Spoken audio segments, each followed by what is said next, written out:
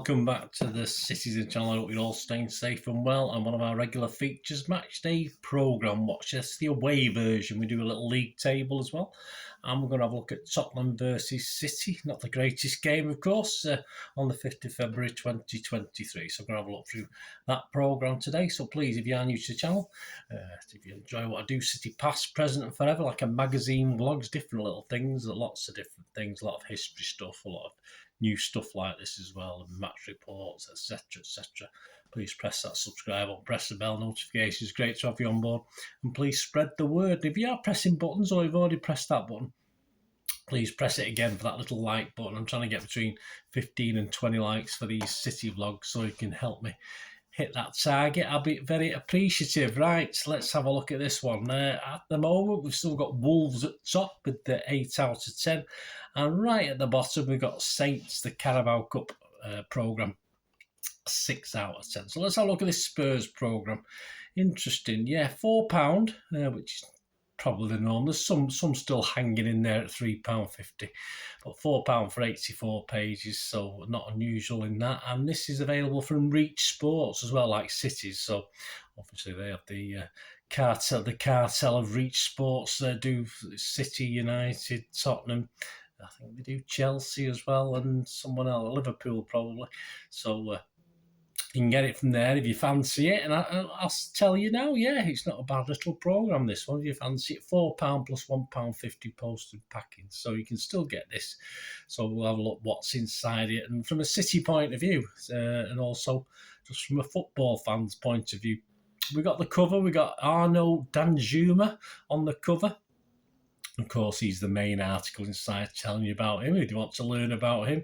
In this particular 84 pages, there's 24 pages of promo and ads and various sponsorship things. It's about 29%, which is towards a higher end. Yeah, it's towards a higher end of advertising and non-article stuff, if you like.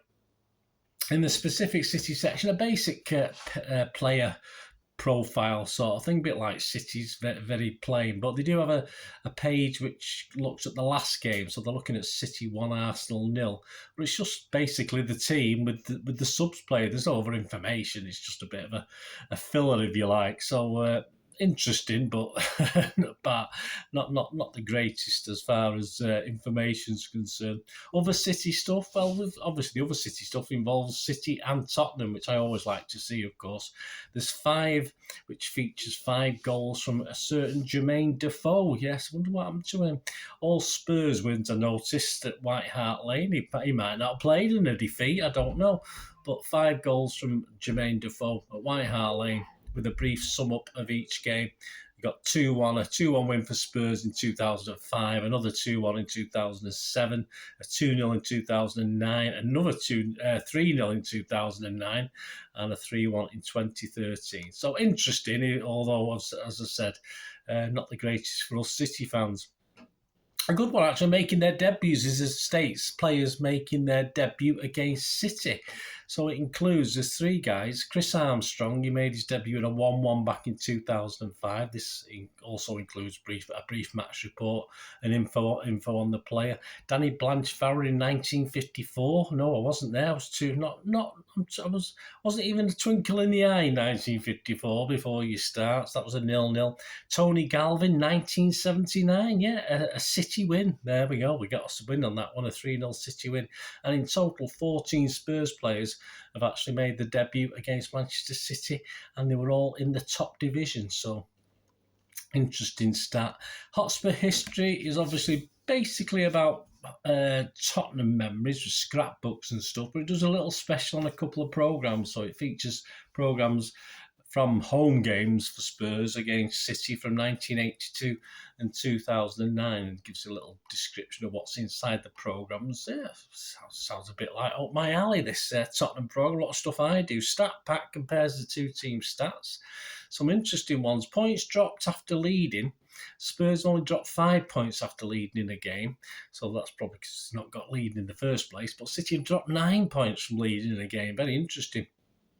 XG, Spurs 28.6, and they played one more game than us.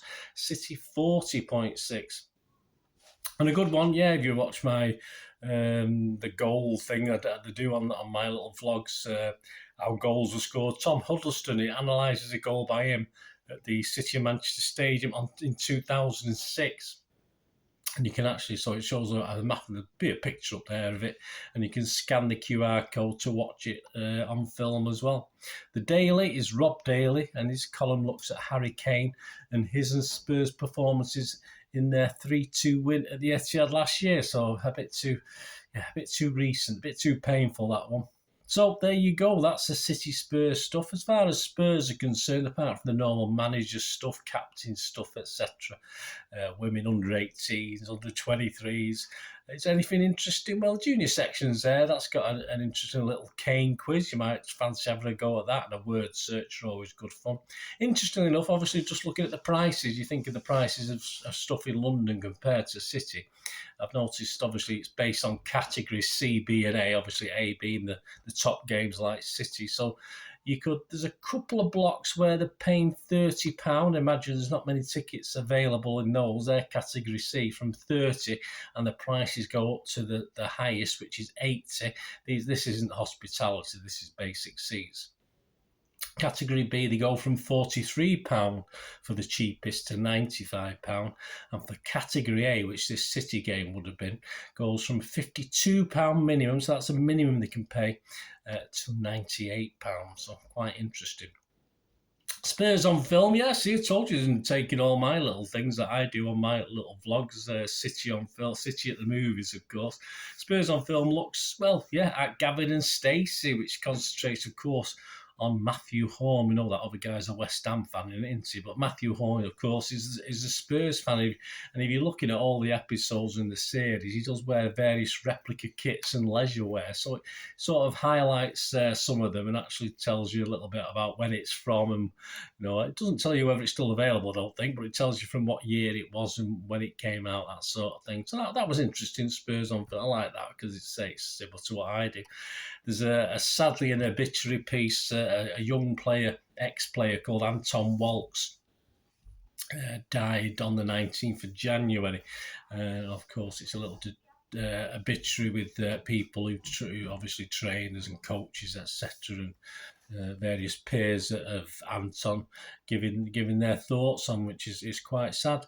And there you go, that's it. And yeah, I like this programme. I like the programme very much. Some great stuff for City fans as well. Although obviously, as you'd expect, there's a Spurs leaning to it, but you're always going to get that anyway.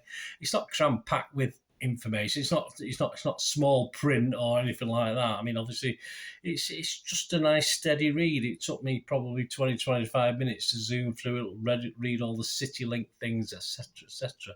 And it is a nice mix of articles, as I said, and I like that in it. It's more a magazine feel than a basic program feel, if you know what I mean. So, more magazine elements to it, and that's what they should be, the match magazines. But obviously, City's at the moment is a bit a little less in depth on certain things.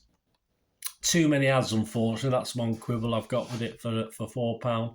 But I do have to score this highly. I was quite impressed with it. As I said, it doesn't absolutely smother you with information, but it's really, really good. But I don't think it's quite good enough to knock Wolves from top spot.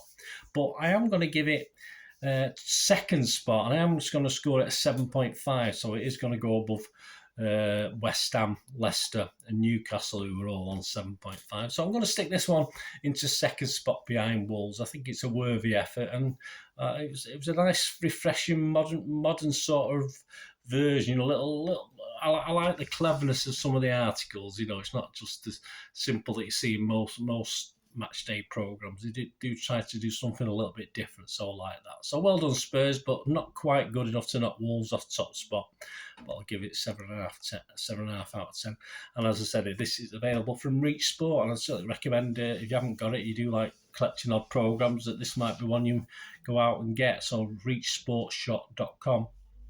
Go on there, have a look, and you'll be able to get it at £4 plus, I think it's £1.50 postage. Right, let me know, guys, if you got it, if you were impressed as me. Anyway, next up will be the North London neighbours. Yes, so hopefully I'll be there and can get one in time. A couple of times at away games, one or two Certainly after COVID, I got there a bit too late. I was struggling to get a programme. But next one will be Arsenal away because I'll be going down there, so I'll be able to pick one up from the, I won't say Emirates, the Emirates there when I get there. So that will be next. Thanks for watching, guys. Please, until we meet again, last one thing, don't have, please stay safe, Blues. Core City. Bye for now.